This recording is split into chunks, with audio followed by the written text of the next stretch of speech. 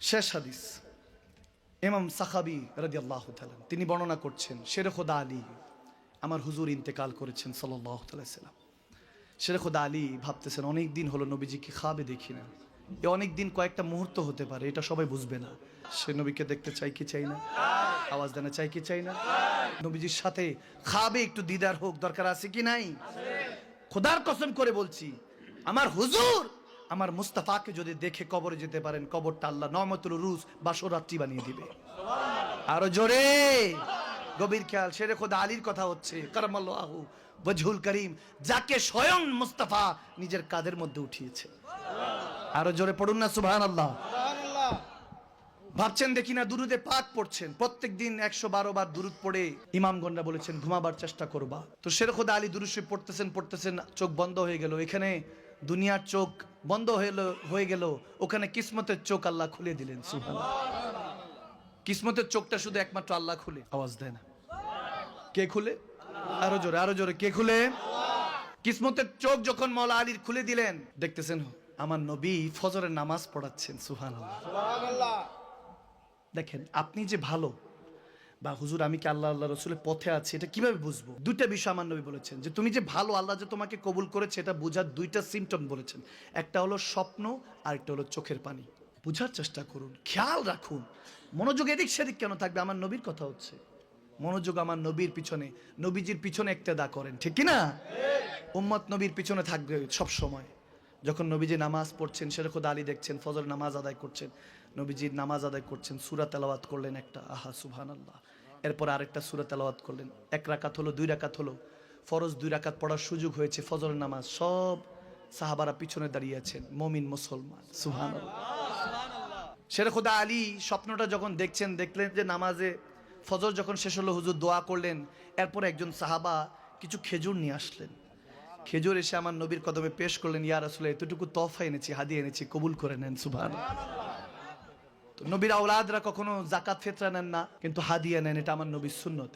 এজন্য ওয়ারাসাতুল আম্বিয়ারা হাদিয়া নেয়, ঠিক কিনা? হাদিয়া জায়েজ আছে। তো হাদিয়া নিলেন, নবীজি মুছলেন, একটা খেজুর নিলেন, মুছলেন, প্রথম খেলেন, এরপরে আবার আরেকটা খেজুর নিলেন, মুছলেন, দ্বিতীয়টা আরেকজন সাহাবাকে দিলেন, দিতে দিতে দিতে 16 নম্বরে হযরত শেরে খোদা আলীকে দিলেন, 17 নম্বরে হযরত ওমরকে, তারপরে 18 নম্বরে আবু বকর সিদ্দিক, এভাবে সিরিয়ালে দিচ্ছেন। দেওয়া শেষ হলো, এখন নবীজির কাছে তো আর চাওয়া যায় না, শেরে খোদা আলী দাঁড়িয়ে আছেন, খাচ্ছেন।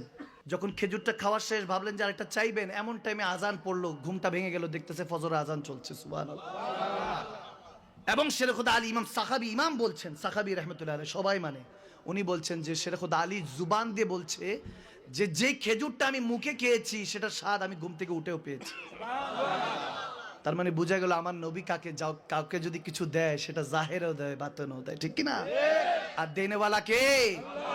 আল্লাহু ইউতিআনা কাসিমুন। নবীজি বলেন আল্লাহ আমার কাছে দেয়, আমি উম্মতের কাছে দিই। সুবহানাল্লাহ পড়েন।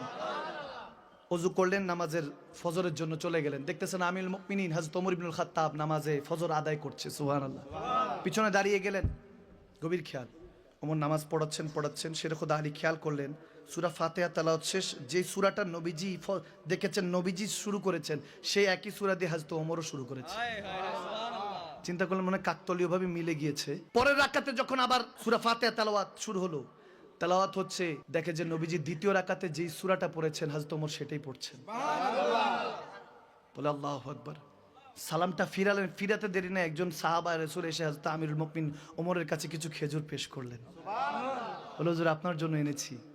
তিনি নিলেন, হযরত ওমর প্রথমটা নিলেন, মুছলেন, খেলেন, এরপর দ্বিতীয়টা নিলেন, মুছলেন, দিলেন, এভাবে দিতে দিতে 16 নম্বরে শেরে খোদা আলীর হাতে দিলেন। হায় হায় হায় হায় সুবহানাল্লাহ। তো আজ থেকে আরো জোরে পড়েন না।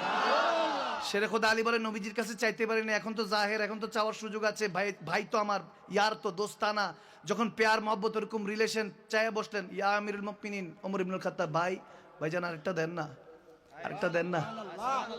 মজা তো সেমটাই মনে হইতেছে। সুবহানাল্লাহ বলেন না, আরেকটা দেন না। যখন চাইলেন হযরত ওমর ইবনুল খাত্তাব খেজুরটা নিলেন, মুছলেন, আস্তে করে আরেক সাহাবীর হাতে দিয়ে দেন। মাওলা আলী দেখতেছেন কি ব্যাপার, আমারে দিল না কেন, দেখতেছেন এখনো নাজার কিন্তু সর হয়নি। যখন আরেকজন সাহাবার কাছে দিলেন হযরত ওমর, এভাবে দিতে দিতে মাওলা আলীর দিকে তাকালেন। সুবহানাল্লাহ। মানে দিতে দিতে মাওলা আলীর দিকে তাকিয়ে বলতেছে হুজুর দেয় নাই, আমি দিব কেন? এখনো বুঝেন নাই? আরেকটু বলুন না, একটু উচ্চ আওয়াজে বলুন না সুবহানাল্লাহ। কথা বোঝা যাচ্ছে, কথা বোঝা যাচ্ছে। ইশকের কথা হচ্ছে লাস্ট কথা, লাস্ট হাদিস, মহব্বতের কথা। এই মহব্বতগুলি প্রবেশ অন্তরের মধ্যে, ইমানের মধ্যে যদি চলে আসে, সেজদা দিতে দেরি হবে না, রব্বে কারীম কবুল করতে দেরি হবে না, ঠিক না? যখন হযরত ওমর মুচকি হাসি দিয়ে বলতেছে হুজুর আপনাকে দেয় না, আমি কেন দিব, তখন শের খোদা আলী মুচকি হাসি দিলেন, বলতেছে হ্যাঁ ভাই আপনি ঠিকই বলেছেন, তারপরেরটা তো আপনার ছিল, বলে পরেরটা যেটা আমার ছিল ওটা তো হুজুর আমাকে আগিয়ে দিয়ে দিয়েছে। সুবহানাল্লাহ, আল্লাহু আকবার, আল্লাহ। সে নবীর ভালোবাসা, সে নবীর দিদার। মুমিন তামান্না রাখবেন, ব্যাংক ব্যালেন্স এগুলো কিচ্ছু নিয়ে যেতে পারবেন না। আশা করবেন আল্লাহ যখন পাঠিয়েছো শুধু তোমার হাবিবকে চাই, আর তোমার কাছে কিছু চাওয়ার